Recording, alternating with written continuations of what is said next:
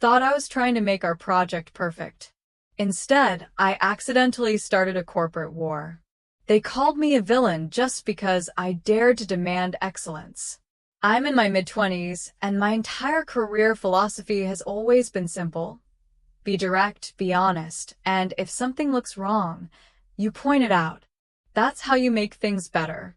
If a workflow seems inefficient, I comment. If there's a flaw, even a tiny one, I call it out. I genuinely believed that pushing for high standards was being helpful. Recently, our team got assigned this massive software system update for a huge client.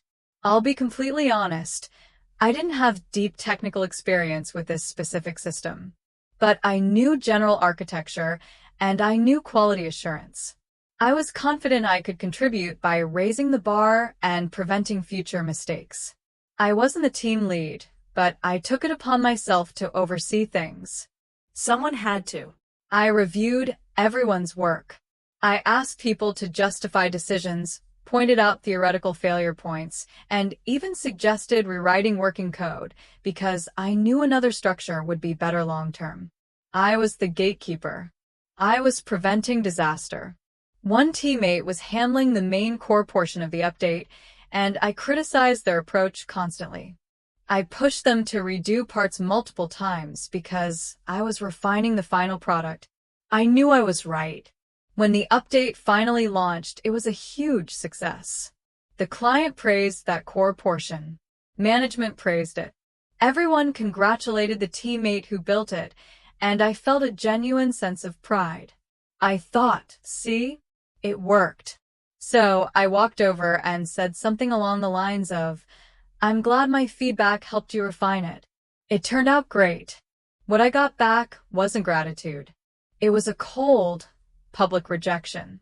They told me right there in front of the whole team that my input did not help.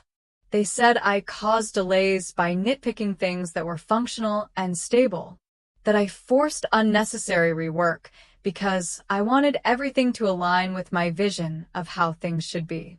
They actually claimed the project lost time and resources because I kept inserting myself into decisions I wasn't experienced enough to make. I tried to defend myself.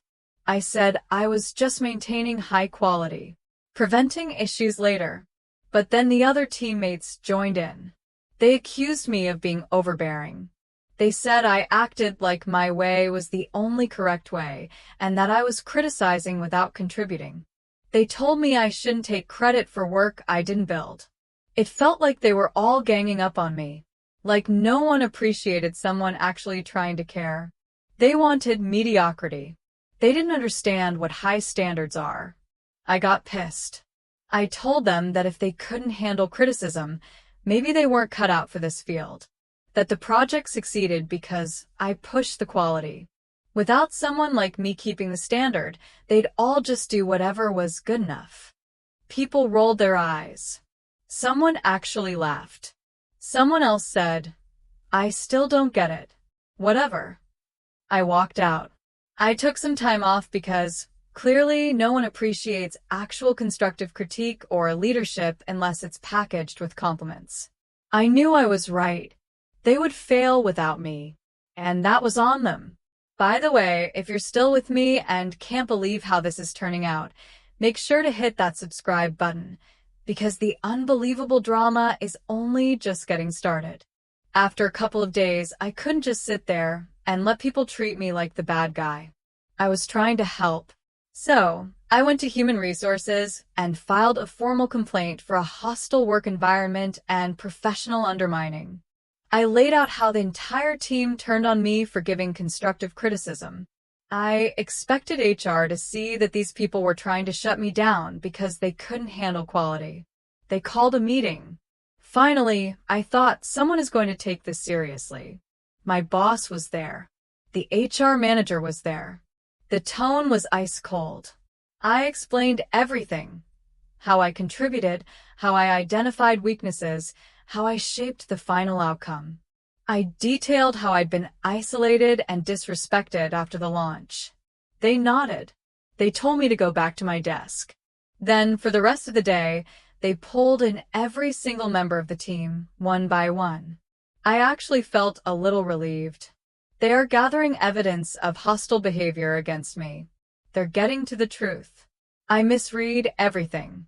At the end of the day, they called me back in with a file already prepared. The HR manager slid it across the table, a performance improvement plan. For anyone who doesn't know, that's the corporate way of saying you're on your way out.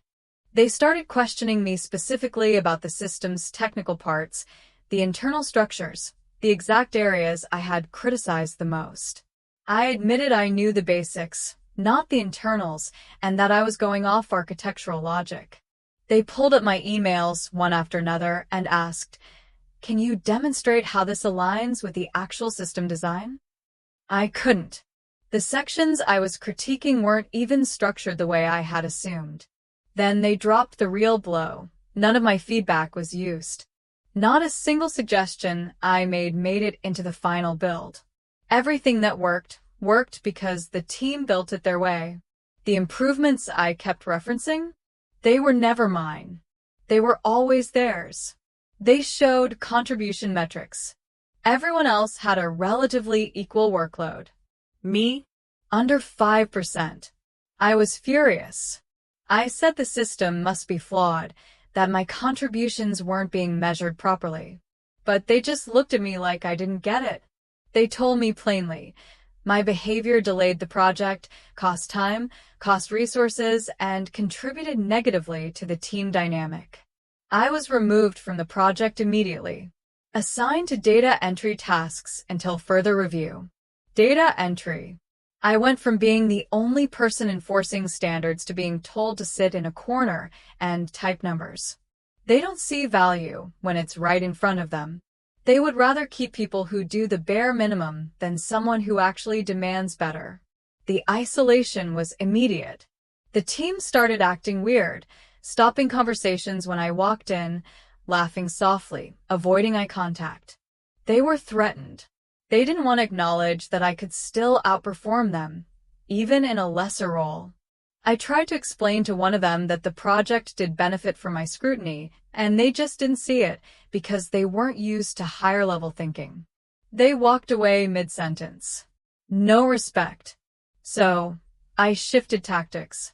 If they wanted to play games, fine. I started documenting everything. Every sloppy spreadsheet, every lazy entry, every inefficiency I noticed from the rest of the team. I was building a record. If HR tried to pin anything else on me, I'd have the proof of their incompetence. When they held a team meeting for the next maintenance cycle, even though I was stuck on data entry, I showed up. That's called initiative. When the lead outlined the plan, I stepped in and pointed out a few structural risks. The room went dead silent. The team lead tried to move on without addressing anything I said. I clarified my points. I told them, you should take it under consideration. I'm thinking long-term. Someone has to. Unbelievable. They kept pretending my contributions weren't even there. Realizing they were too complacent to understand, I decided to speak to a professional audience, people who actually care about excellence. I made a post on LinkedIn. I didn't mention names, but I made the situation clear. Sometimes, in corporate environments, those who push for true quality are misunderstood. Some workplaces punish those who refuse to settle for mediocrity. If you're being sidelined for caring too much, you may be in the wrong room. Leadership is not a title, it's a mindset. Stay strong. Stay excellent. I got a few likes. People get it. But then HR called me into another meeting. They were worried about social media commentary. They wanted me compliant. They wanted me quiet. Well, I refused to lower myself to their level. The drama escalated fast. HR started these weekly performance follow-up discussions, clearly trying to push a script onto me to make me act like everybody else. The team acted like I was invisible, watching me from the corners of their eyes. I even tried to reach out to my best friend, explaining how the team was threatened by me, how HR was targeting me because I cared about quality. And he had the nerve to say, "Do you think maybe you need to step back and look at how you come across?" Step back. I told him he sounded just like them, part of the herd. I hung up. The final blow came in the next planning meeting. I spoke up again, pointing out a scalability issue. The team lead cut me off right there in front of everyone. You're not assigned to this project anymore. Please return to your tasks. Humiliating. I walked out. Then I realized my access had changed. They were trying to phase me out, erase my involvement completely. Cowards. I tried calling my friend again. He texted, "I think I need some space." It didn't matter. I had applied to new jobs, places that valued excellence. And guess what? Raven Tech reached out. A company that actually values innovation. This was proof. I refused to shrink, and I had opened a door to where I belonged. I took a day off for the interview. Raven Tech's office was professional, sharp, focused. This was where I was supposed to be.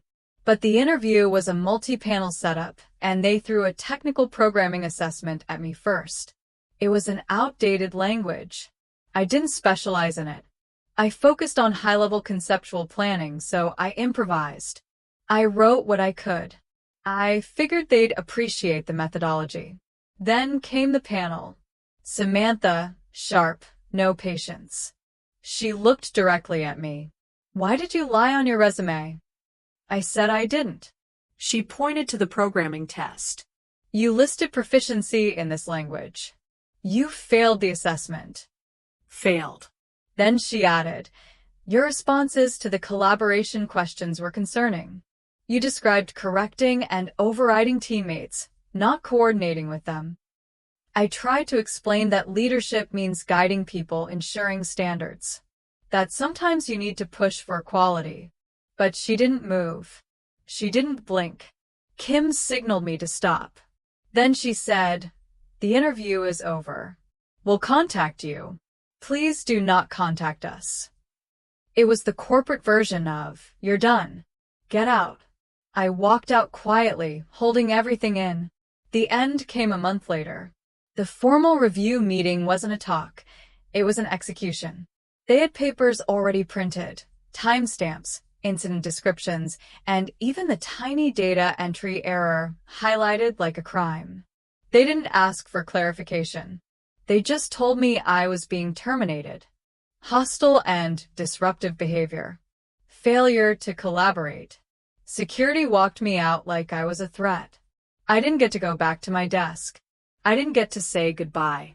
What hit me hardest was that no one, not one person, even made eye contact as I walked out. They were all in on it. I tried calling my best friend one last time.